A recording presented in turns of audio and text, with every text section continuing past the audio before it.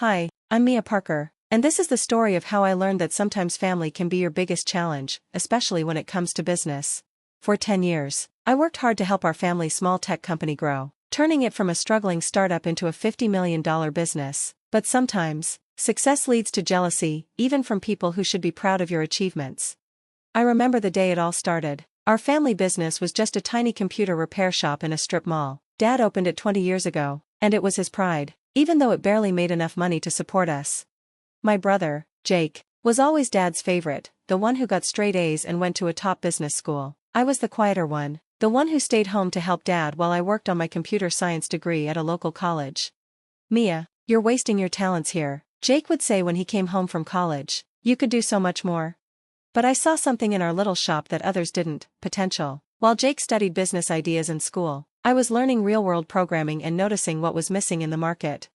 In my last year of college, I created our first special software, a simple but helpful tool for small businesses to manage their inventory. It wasn't a huge invention, but it was easy to use and affordable. Dad was unsure at first, but when local businesses started buying it, he changed his mind.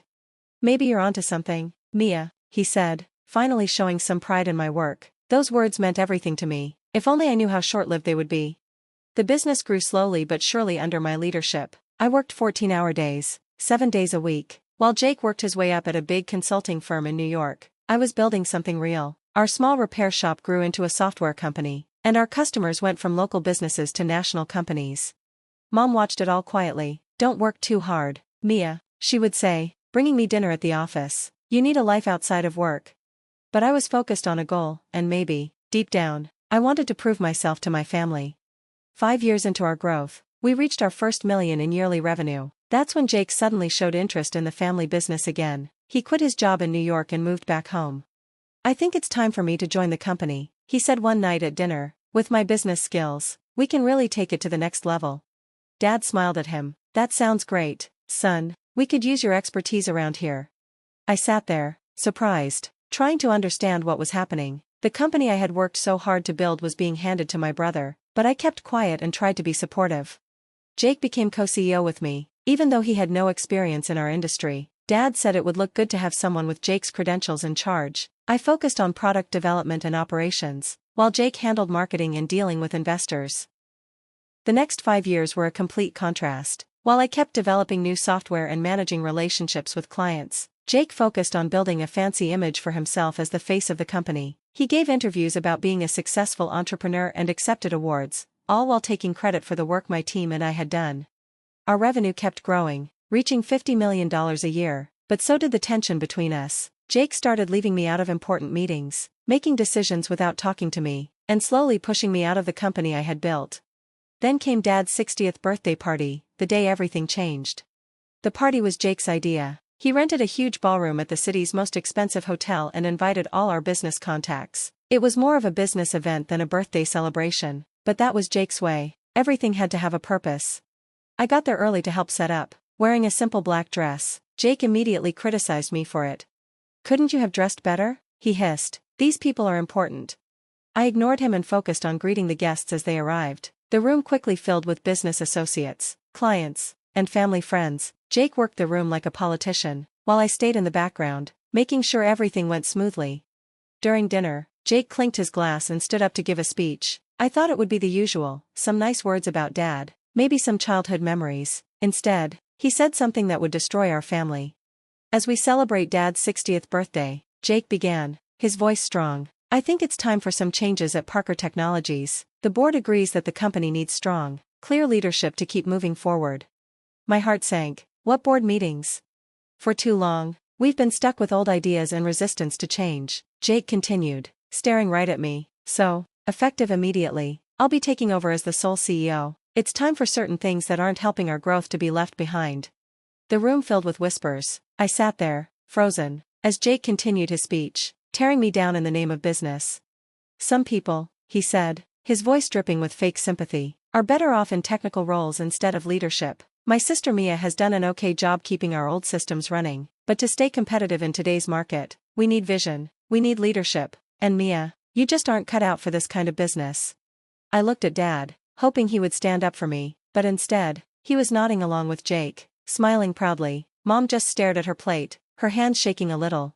The truth is, Jake went on, his voice rising, Mia, your outdated ideas and lack of formal business training are holding us back. It's time for you to step down gracefully. The room went completely silent. All eyes were on me, waiting for me to say something.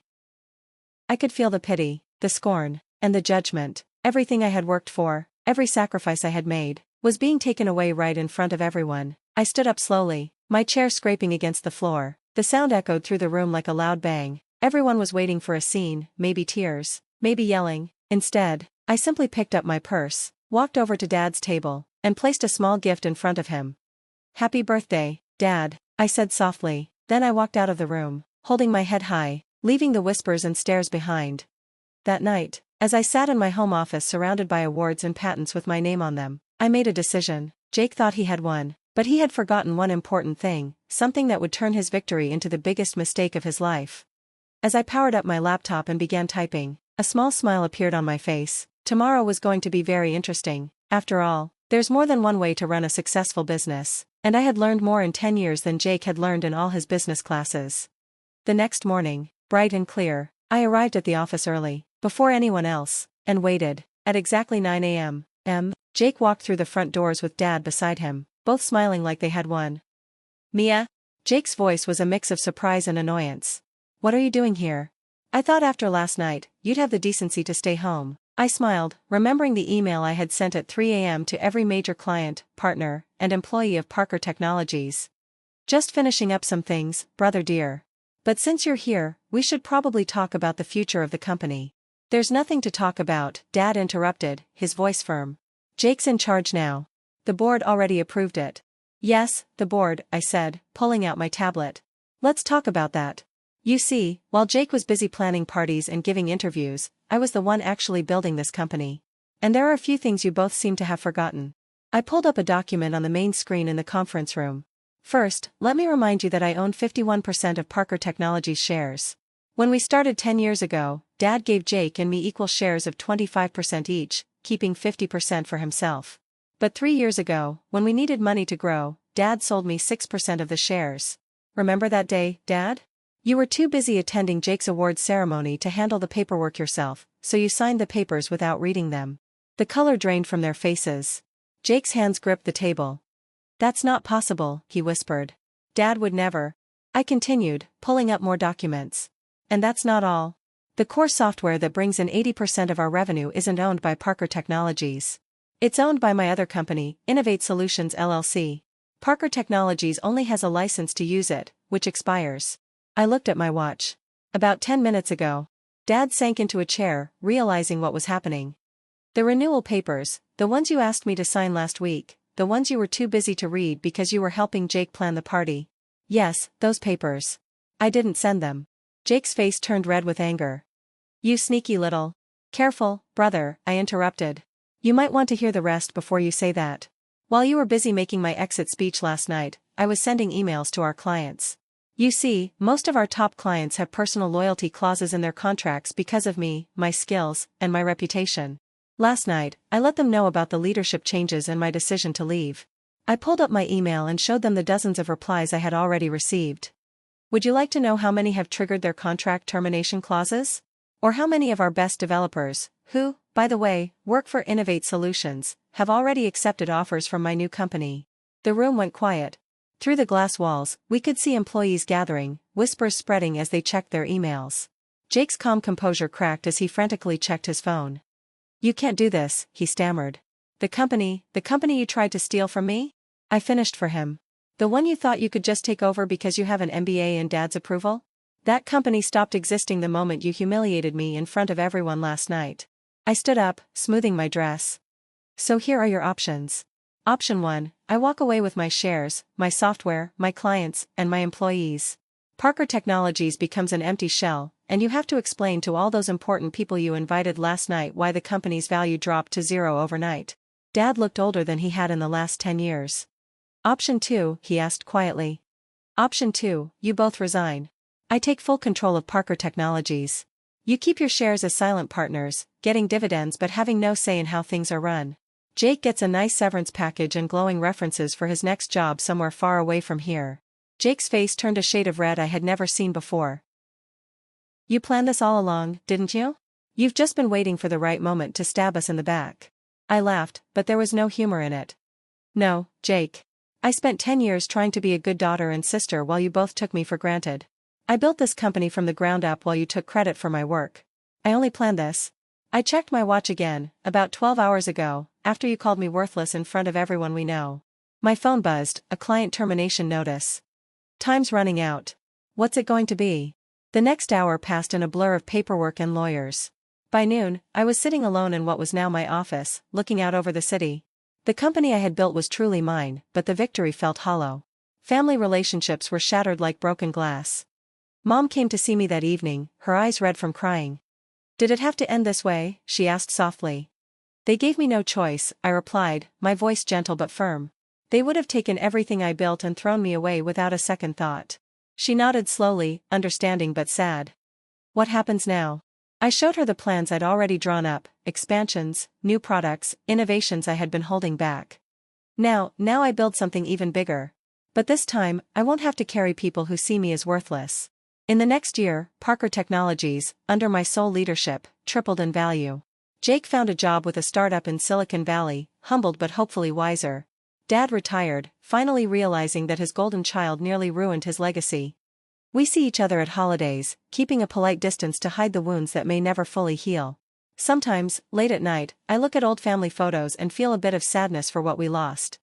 But then I remember that night at the birthday party, the look on Jake's face, the way Dad nodded at his cruel words. In business and in family, respect has to be earned, not given. They learn that lesson too late. As for me, I learned that sometimes the quiet ones, the ones dismissed as worthless, are the ones to watch out for. We're the ones who know how to build something from nothing and how to take it back when others try to steal it. My story spread through business circles, a cautionary tale about underestimating the wrong person. These days, when I attend industry events, I often hear whispers. That's Mia Parker, the one who.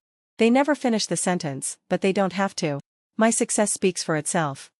Last week, I received an invitation to speak at Jake's business school graduation. The topic, Hidden Strengths, the Power of Underestimated Leaders. I accepted with a small smile, already planning my speech. After all, I have quite a story to tell.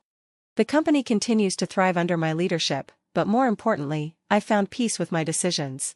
Sometimes, the strongest message you can send is proving people wrong. And sometimes, the best revenge isn't about destroying others.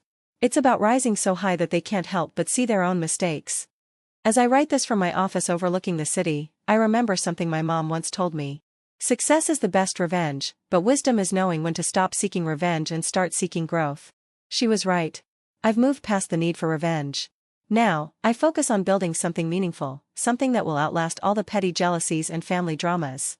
I still keep that wrapped birthday present I never gave Dad, a photo album of the company's journey from that tiny repair shop to what it is today. Maybe someday, when the wounds have healed enough, I'll finally give it to him. Until then, it serves as a reminder that our greatest strengths often come from the very things others underestimate about us.